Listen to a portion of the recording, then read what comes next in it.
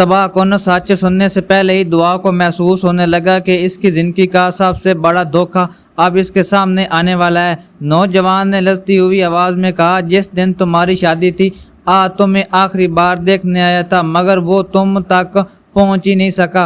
दुआ की सांसें तेज़ हो गई। उसने बेसब्री से पूछा, आखिर उसके साथ हुआ क्या था? नौजवान ने नजरें झुका लीं और चंद लम्हे खामोश रहने के बाद बोला, उस दिन कुछ लोगों ने उस रास्ते में रोक लिया था। दुआ के दिल पर जैसे ही बिजली गिर गई।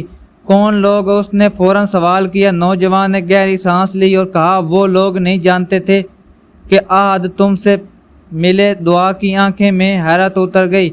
उसे यकीन नहीं आ रहा था कि कोई जानबूझकर दो लोगों को एक दूसरे से जुदा कर सकता है। नौजवान ने बताया कि आज कई घंटे तुम्हारे घर के करीब रहा, मगर हर बार उसे धमकियां देकर वापस भेज दिया गया। दुआ की आंखों से आंसू बहने लगे।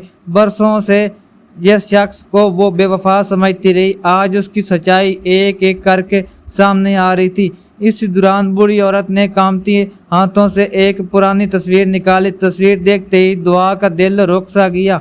उस तस्वीर में आज अकेला नहीं था, बल्कि इसके साथ एक ऐसा शख्स खड़ा था जिसे दुआ बहुत अच्छी तरह जानती थी।